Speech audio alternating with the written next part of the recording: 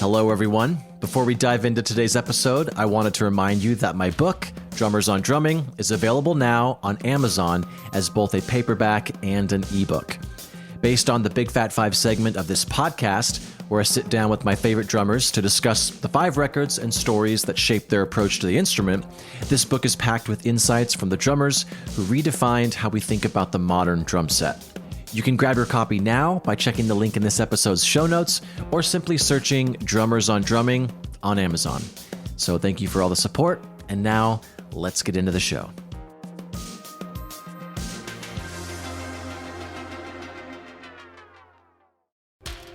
What is up? Welcome back to Drummers on Drumming, a podcast powered by Big Fat Snare Drum. This is part 2 of my conversation with Eric Urrea and Gunnar Olsen. In this episode, we talk about how we break down songs to learn them, reoccurring drummer nightmares, the elusive feel of great drummers, the power of simple praise, content creation as practice, and we just talk about the future of the show. And Gunnar and Eric have a sweet back and forth at the end that I decided to keep in the show. So I hope you guys enjoy this one. I know I did. Cheers. The one thing you can't fully prepare for is the level of like adrenaline. And there's that thing where like I'm at sound check and I'm like, I'm not feeling it, but I'll have the thought. I know, like, if this was the show, I would be able to do this better. There's that feeling of like you're on the tightrope. It's not live or die, but that's what I was talking about last week. You and me are similar, where on stage is the only time I get that feeling of like, you can't fuck this up. Yeah, there's no option. There's no option. Yeah. I listen to that podcast because like I've had a hard year, and like mentally there's been stuff on tour that I'm just thinking about all day. I'm just like, oh my God, how am I going to do this? And then like I go play the show and I walk off stage and I have that like after show high for about, an hour. And I'm like, oh my God, I didn't think about that shit once when I was on stage. And yeah, that is a magic trick. And even when I fuck up in the zone and I'll like listen back to it, it's always like, it's not that it might have felt like it, but when you're really on it, you can really get away with a lot. I would be so curious to know, like, what is that? What is that level of like the mom who picks up the car to save her baby? Like, what is that thing that we can only tap into? Maybe that's why people are doing like ketamine and stuff now. I don't know. I haven't tried that stuff, but like, and that's the show. So stupid. I do always give you a shout out, actually. I like the shout out. Yeah. It is funny. It's funny to hear that song. I'm gonna release that song soon, I think. It's sick, man. I'm kind of pulling away from the Big Fat Five thing, so I'm sorry I can't hear your vocoder thing anymore. Well, that's not in the song. That was only added for you. The real song doesn't have me saying fucking Big Fat Five. It should, though. Wait, all of his music is instrumental, but he's saying Big Fat Five? All right, so, God, there's so much. Gunnar, you have to come back on more often, man, because you're a very insightful guy, and I really appreciate it. Well, I feel like we should ask some questions, but you should involve Eric a little bit more. Well, I've only asked a few questions, if I'm being honest. You've had such good stories. I'm sorry. Yes. No, I have a question for, I guess, both of you guys, especially learning other drummers' parts that are super important to the song. What is your process for learning those songs? Do you chart things out? Because both of you guys mentioned having everything exactly down. What does that process look like for you guys? I've never charted anything out when it comes to like music, like notation. It's always just been intro 3 times, 2 beat pause, verse 4, chorus, whatever. You'll write that down? Yeah, like chorus times 4.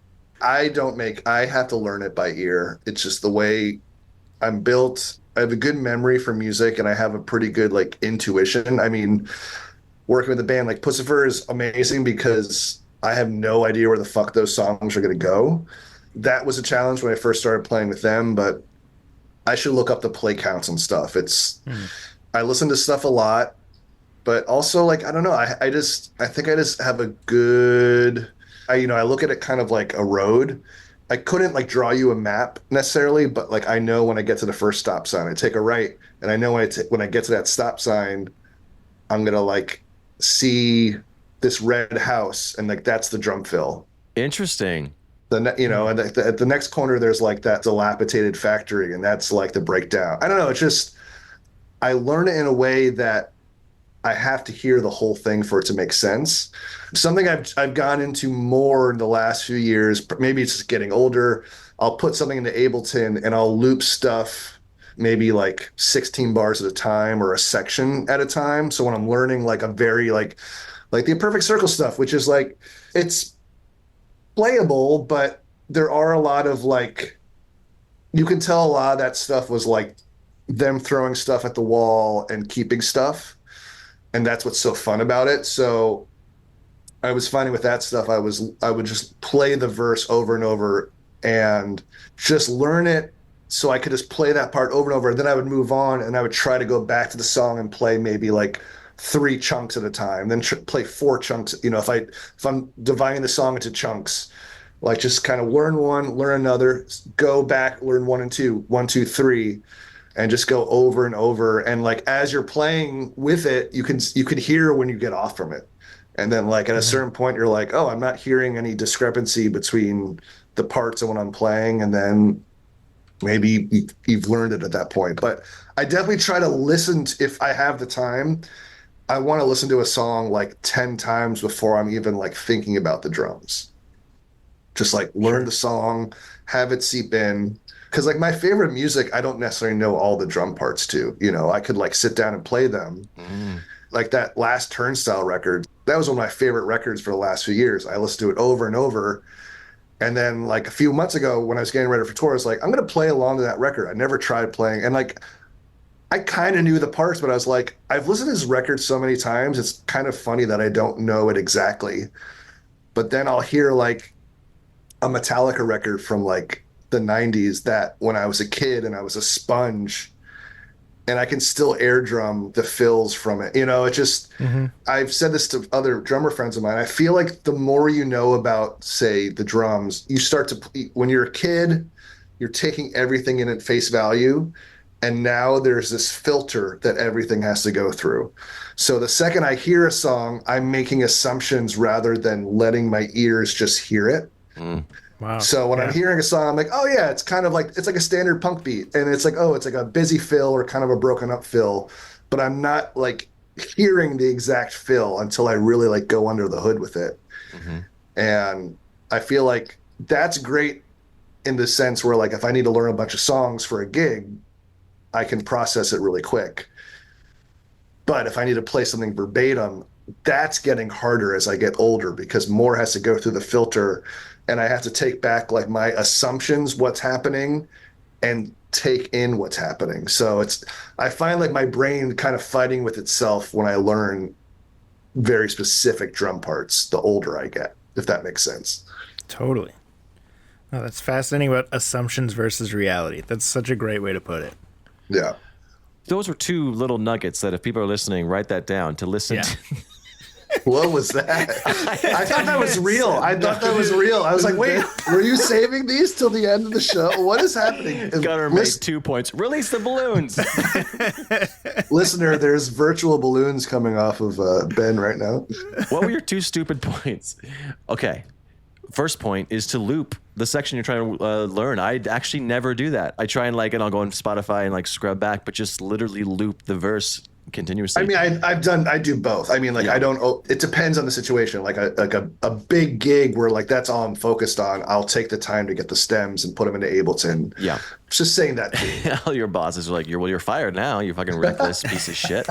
No. And then listening to the song, if you know the song first, then listen to structure. When you do deviate, you're making better choices because now you just know the song more intimately, as opposed to just playing like a drummer trying to be a little more loose, I think it's all based on how much time you have to prepare, right? It's like I had to learn this one song that I can remember now that I couldn't quite remember yesterday, so I had to say a trick. Like, okay, it's kind of like a John Bonham beat. If there's a song that is a similar tempo, I can sing that song to myself to count us in, just a little trick. Because on a gig like that, I don't have any like electronics or click or anything. I still do that with Eve 6. Here's the Night and stuff. I sing the chorus as I'm counting off because I mean, Still that's do it. I Yeah. feel like that's something that you should teach you in music school. Like, it's the easiest thing you can do. I mean, sometimes you have a few drinks and you're singing like, here's the thing, you're like, whoa, dude, like, whoa. If you could swap one musician into another band or an album, who would it be and why? And I kind of had one just randomly pop into my head. I don't know why, but it would either be Taylor Swift or Sabrina Carpenter. But I'm not kidding. But I would love to see Jeff Beccaro take a stab at like modern pop. The one that just came to mind is like, what if like Nirvana era? You remember like when Dave Grohl, after Kurt Cobain died, like Dave Grohl like started playing with other artists. So like he played with like Tom Petty on SNL. It's like, what if fucking like Dave Grohl played Hot to Go with Chappell Roan in his prime? That would be fucking like really cool. That's what I'm saying. Yeah. Or like, what if like Kim Deal from the Pixies went on tour as a bassist, lead / backup vocalist with like, Post Malone. I was gonna say like one of the like big female artists, but yeah, fucking Post. Why not? I think it'd be cool if I went on tour with Charlie XCX. I'm putting that out there. Oh man, I could see it. Yeah, who would I want to go? I mean, I still want to play drums with the Kills. Allison, Jamie, please. Although they're back to playing as a two-piece now, which I do think is cool and true to their music, so that's cool. Or I'd play drums in the dead weather. I'd play double drums with Jack. Ooh, there you go. What about you, Eric? Dude, hold on. Are we doing what bands we'd play drums for now? Or? No one wants to listen to that, right? It's What's just your like, favorite ice cream? Okay, here's my swap out choice, which is probably controversial. Fun. Finally some controversy. Oh man, this is going to be bad. I apologize in advance, Gunnar. What I would say is I would swap out Lars with a quote unquote good drummer in Metallica. Yeah. Just for like the opposite reason that anyone else would think, because I think that would go terribly. I think it would change Metallica for the worse. I think it would be like arguably what some people said about Josh Freese joining the Foo Fighters. Sure. Yeah. Too clean? Yeah. Yeah. Which, like, I don't have a real connection with that band. So, like, the clips I saw, I was like, well, you can't do it better than that. And then you see the old clips of I said Shane, Taylor. It's like, I get it. You know, like, I kind of missed the boat on, I'll be honest, on the, like, Taylor. I have friends who are in their late 20s, early 30s. And Taylor was, like, a big inspiration to them. And he was always just, like, a great drummer in my eyes. But I realized, like, he inspired a whole world of drummers, which is such a dumb thing to say. Like, oh, like I didn't just realize that. Do you think it had to do with the fact that it was Dave Grohl's band? Whenever I see videos of him, I'm like, of course, dude, he's fucking super fun to watch. But I'm curious if it's just this subconscious thing. I didn't give him a chance because it's like, well, Dave Grohl's on Monkey Wrench, you know? Yeah, I think for me, it was like he didn't. I mean, I'm sure later albums he got to kind of do his thing. But yeah, when a band is based off of your lead singer playing, arguably being the best rock drummer playing on the recordings, I'm more of a fan of a band where it's like Radiohead, right? Phil Selway is their drummer. I'm sure like Johnny and Tom come up with a lot of stuff that he does, but I just love a band where it's like each member does their thing from the ground up. And like the Police, like Stuart Copeland, it's like, what the fuck was that? You know, you were saying like a maybe more like slightly skilled metal drummer playing with Metallica. Yes. Yeah. Have you seen the clips? There's that one show where like Dave Lombardo. Oh yeah. I don't know if it's one show or they had different guys, but like there's a video of them playing like Battery or something that's like super double kick intensive with Dave Lombardo. It is really fucking cool. Like, what if Eloy played a gig with Metallica? Right. That would be pretty fucking cool. I mean, don't get me wrong. I would love to see it because it would be pretty cool.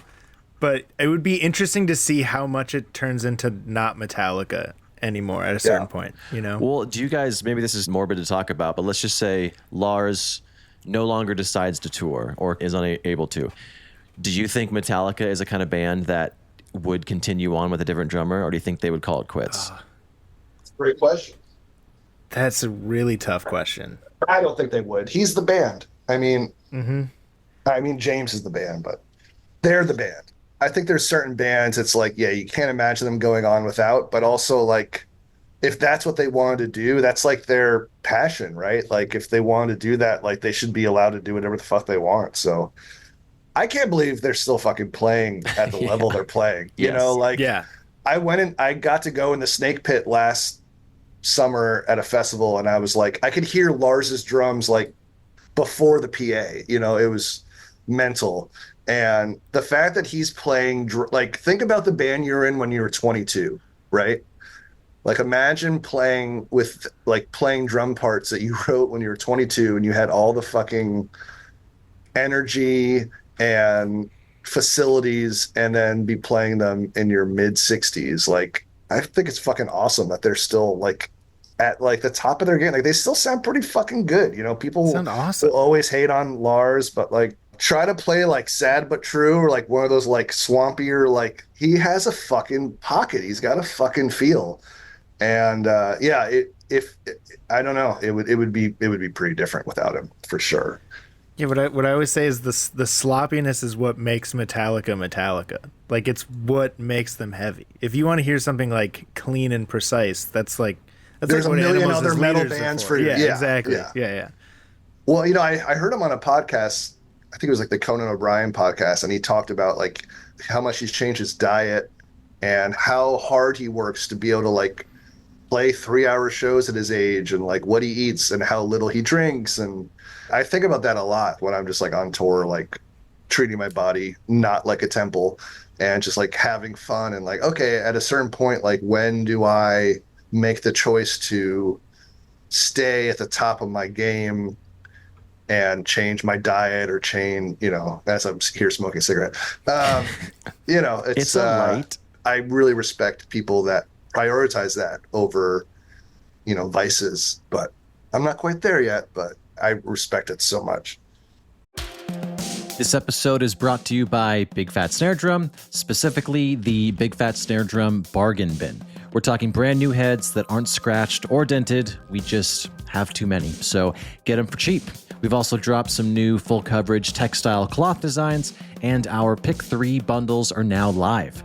It's an easy way to outfit your whole kit with many of our most popular heads. Just choose one of these 3 size sets: 10, 12, 14, 12, 14, 16, or 13, 14, 16.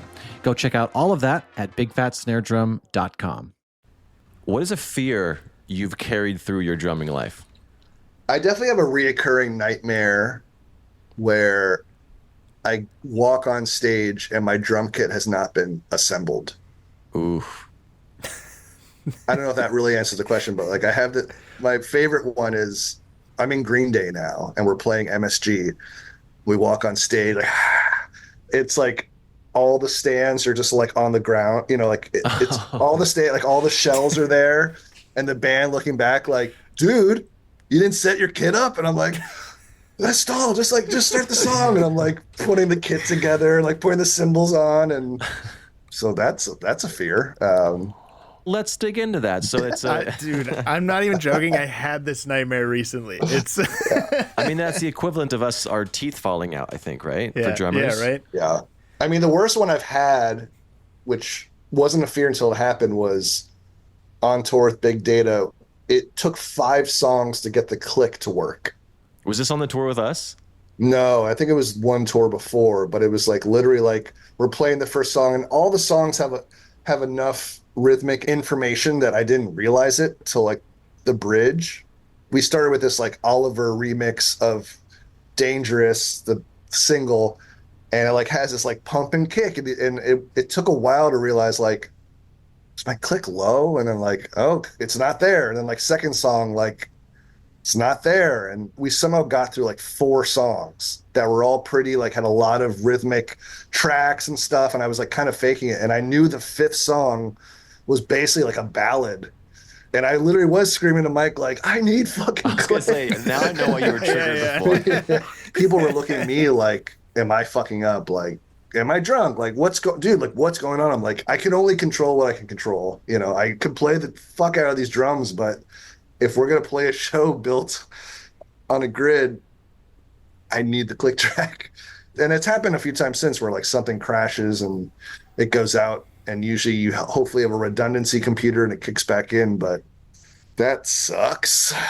Oh, what about you, Eric? I'm always terrified of breaking a kick head on stage. Oh God. That's my number one. I have a backup snare. I have like backups of like everything. But the kick is the one thing where I don't know what I would do. Like a roll of gaff tape, I guess, but...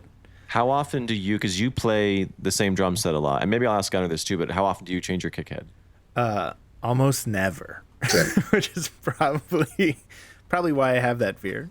I would honestly say we swapped out the kick head once on this last tour just because it had been on the kit probably for 10 years because we were using Matt's kit. Mm-hmm. If I think about it, it kind of freaks me out now. Yeah, I don't think we've ever swapped it out on any tour I've been on.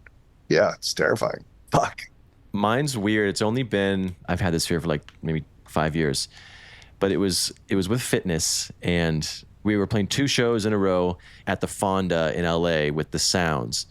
And the second night I showed up really hungover because it was a big hometown show and whatever. Yeah. And I was really kind of like that anxious hungover on stage. And at one point I felt like my hands were separate from I had this like depersonalization thing going on where I was like, my hands kept moving, but I was like, I'm not acknowledging that they're moving. It was weird.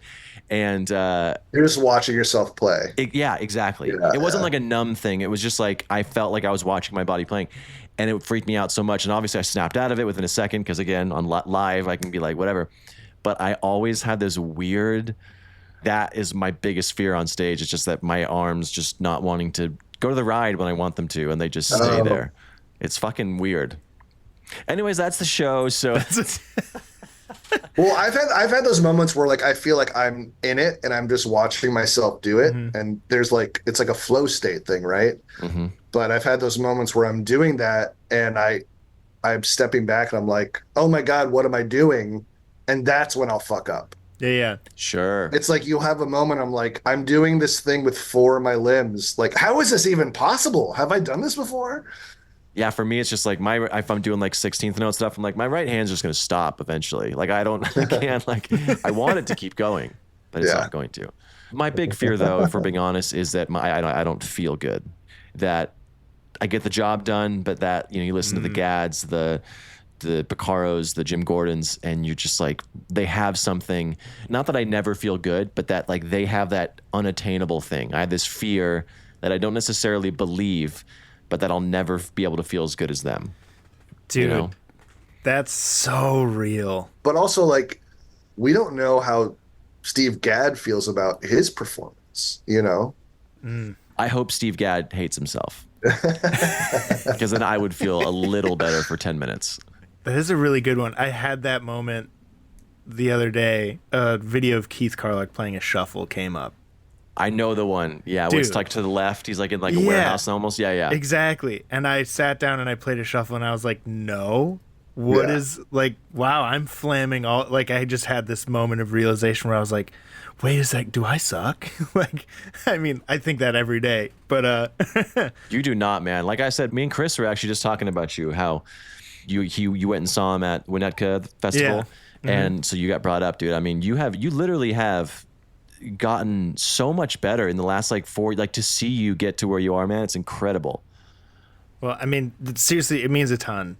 It really does. Yeah. But like to Gunnar's point, like what I think is interesting is like you have these moments where you're too close to it. And we kind of talked about this in another episode as well, where you're just like, you're so bored of your own playing and you're so like, you're just in it all the time and you know where all of your weaknesses are. And it's hard to take that objective outside perspective of what your playing sounds like.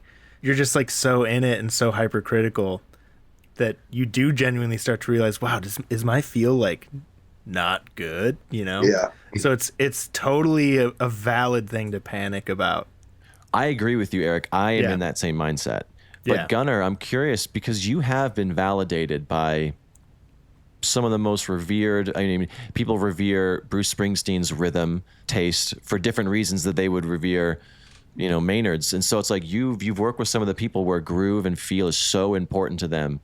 You probably, I have good feel, like if they like it, come on. Or do you still have moments? I would assume maybe it's less these days. I mean, that's nice of you to say. I had a moment last night where, like I started a song and I've been so used to playing on a click that I had a moment where I was like, does this feel any good? But then I like remind myself, I'm like, well, you'd probably get a look or I try to remind myself of like, well, I'm here for a reason. And yeah, every once in a while I think about that stuff and it helps, but like that's also like that was in the past, right? Like I'm always trying to like Yes. beat my past. So yeah, the fucking brain is a lot. Like you can really like sabotage yourself on a gig if you start thinking like I suck. And I had some of those thoughts last night, which I haven't had in a long time because I've been on a tour where I felt really confident in what I was doing. But I also like there were such parameters on the tour I was just on. So like I knew every night what I needed to do. I knew I needed to like I'm playing these songs. These are the fills I want to play. These are the sections that I'm gonna always explore in the moment. You know, I like to have the like if I can have the moments where like I'm never gonna do this one part the same. It's always gonna be how I'm feeling. And playing like a covers gig last night where like I could literally do whatever the fuck I wanted was freeing, but there were a couple moments I was like, kind of wish there was a click on this song, at least to like get me going, just to like, I don't know. I think too what's important is like you mentioned how that gig inspired you to practice and like work on new things, you know? Mm-hmm. As like unhealthy and as awful as like that feeling of oh I suck can be, I also think that it's such an important part of growth on the instrument or growth in your art, you know? If like I didn't have that nagging feeling in the back of my mind about, oh, I'm terrible, or, in like a genuine, more realistic sense, at least like such and such thing could be better, then I'd have no drive for it to be better. And then I'd just be like stuck at a certain level. Ben, something you mentioned, I mean, I don't know if this turns into like referring to something we talked to like 2 hours ago because you cut it up, but you mentioned, how do I take criticism? I know myself when I'm playing with a new artist or a new situation, I wouldn't say I come in timid, but I come in at a baseline of like a bit reserved and trying to do the best I can. And the second I get a little bit of like a whiff of like acknowledgement that like I'm doing a good job or like that I like put time into it, I always feel like the room opens up a little bit more and I start feeling like myself. And less on like a recording session, but more like playing with a new artist, more like I'm playing with a new artist and I learned all the songs and I'm showing up and we don't really know each other and we're just like giving it a go. And so like, you're really focused, but there's this level of like, at least for the first 10 minutes to an hour to maybe a couple of days, you're kind of like, as I'm playing, I'm like hearing myself hear them listen to me. It's almost like a first date where like, if you're ever out in public and you can sometimes just tell it's somebody's first date by their like body language. Yes. And like they have like a smile on their face, but they're just kind of like standing in a way or they're walking down the street together where like it's not comfortable yet. Yes. And there's been gigs I've been on where I'm just like, I hate to say it, but I'm just like, I just need one like, sounds great, man. And I've played gigs where like I don't get that.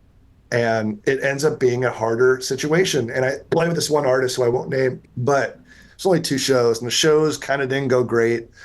I was coming in replacing a drummer that they knew really well and had this history with, and I just never got that. And I just kept my head down, and I like did my thing. And then like at the airport on the flight home, the artist was like, "Thanks again, you sounded so great." And I was like, I could have used this maybe after the first rehearsal or after the first of 2 shows. I didn't get it, and that's okay. And I saw some footage of myself from one of the shows, and I was like, yeah, sounded great. But it taught me that like whenever I'm playing with people that are coming into a situation that I'm in, or like a perfect example is on that tour with Primus with John, their new drummer, like we had to rehearse the whole show because it's so integral with everybody playing. And after the first day I went up, I was like, hey man, like, how you feeling? Just like, I wanted to see where he was at. And I could tell he was just like, oh, I'm just trying to like do my thing. And I was like, dude, you fucking sound great. This is gonna be so much fun. Like there's songs where like he was playing with us and I'd play with them. And I was like, on that one song, like he showed up knowing exactly what to play as the second drum part. And I was like, as the tour goes on, just feel free to like find your way, but like he came in super prepared. But I also knew I was like, he feels a lot of eyes on him. And I just was like, if I can be the one person to be like, hey man, you're doing great, like just keep it up. And funny enough, like the next day, like Les Claypool was like, hey man, I wanted to thank you. And I was like, for what? He was like, for just help keep John out of his head and like tell him he's doing it. Like he either saw me or like heard that like I was giving him like some praise. And he was like, I want to thank you because we want him to feel welcome. And we can tell that he's like coming out of his shell. And it felt good to get like recognition for doing the thing that I would want someone to do to me. Mm-hmm. You know, it's like you don't have to like blow smoke up someone's ass or tell them they're great if like, and yes, sometimes people are showing up to a gig and they're not prepared and they're not going to get that. They're not going to get that you're doing great. You are going to get to look like, dude, you're phoning this in and it sucks. But yeah, I feel like if someone's like obviously put in the time and they're trying their hardest, throw them a fucking bone and just be like, you know, sounds great, man. And like, you could also like have criticism, like, but like if you start from a place where like your guard is let down, it's like a different person shows up the second I just know that I'm not being seen, but just we want people to feel emotions. It's music. So like if I'm in the best headspace to do that, the experience for everybody on stage, the music's only gonna get better. Mm-hmm. So my point is if you hire me, fucking tell me I'm good. I've been trying to get better at this in my life in general, but just if I genuinely notice something that I'm impressed by someone, I say it, you know? Yeah. Especially before a show, too. I've realized it was like Rod Elkins and a few other drummers who were talking to me about just like the energy that you bring as a drummer to the show is so important. And I failed at that in the past of being in my own head on tour and being sad and kind of going on stage. And we dictate a lot of people come and they look back at us and they want to see us fucking having a good time and be in the moment. And like, I don't think people admit how much we actually carry the energy of the show, and complimenting people, being like the best mood the hour before the show will make this show so much better. Yeah, one of the things that always stuck with me is a buddy of mine told me that a good drummer makes everybody on stage feel good.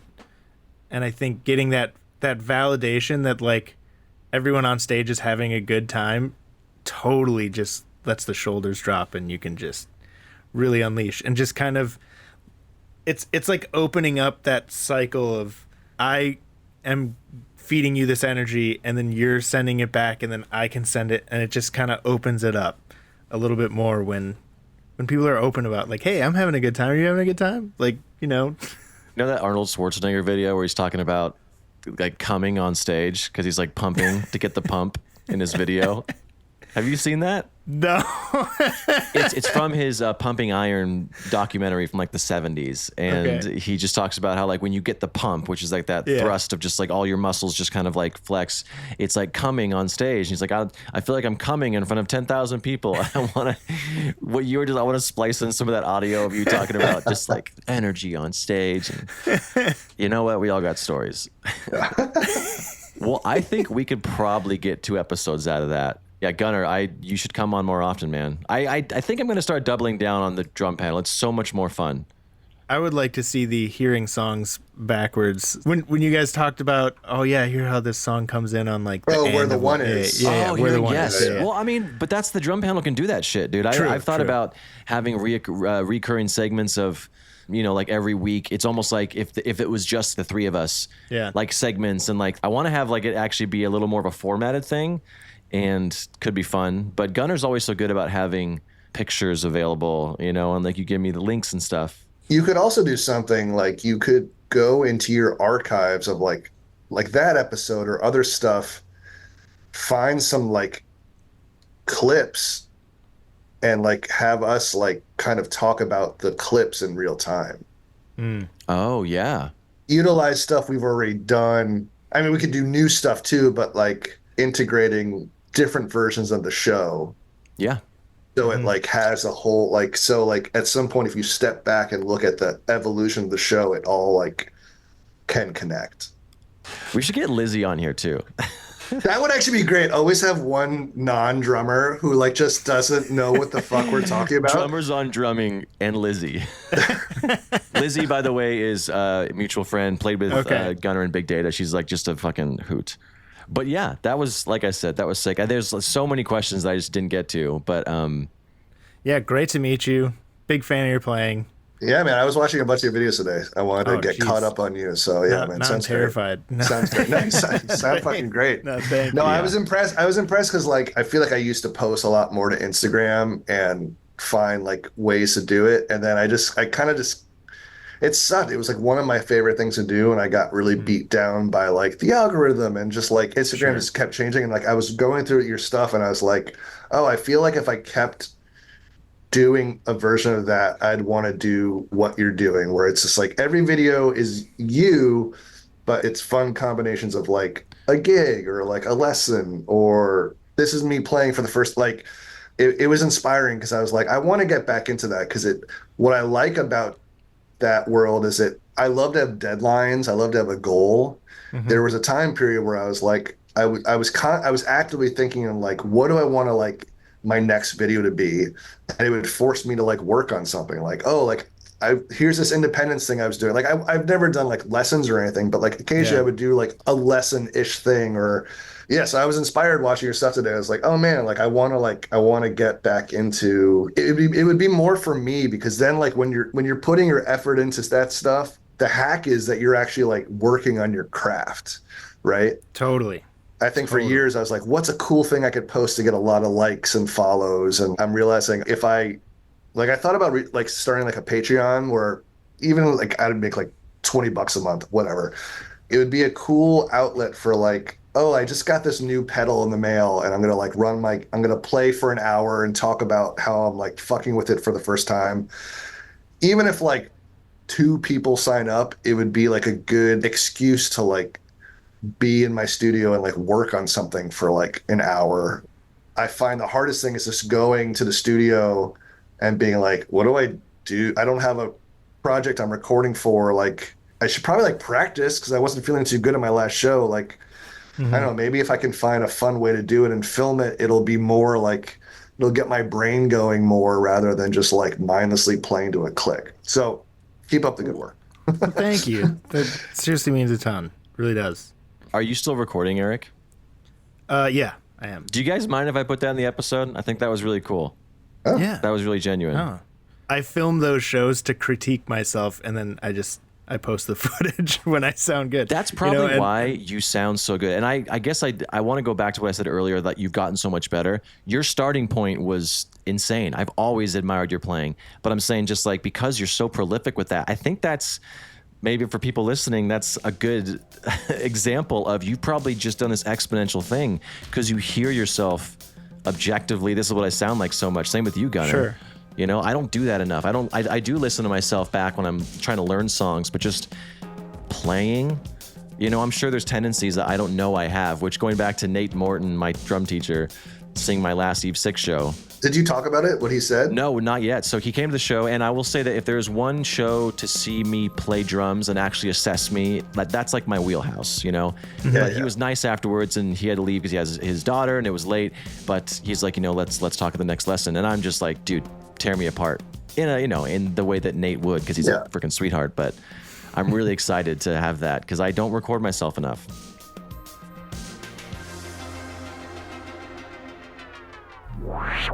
And that's the show. If you're listening on a platform that allows ratings and reviews, do that. It helps more people find the show, so it'll get bigger and better, and hopefully I'll have a chance to sell out one day. But you'll be an OG listener that can brag to all your friends. Anyways, why don't you go and check us out at bigfatsnaredrum.com and follow us on all the socials. Just search for Big Fat Snare Drum and you will find us. The show is edited in part using Isotope RX Audio Editor. It's amazing, so go check that out at isotope.com. And thanks again to Gunnar Olsen for the theme music. Bye.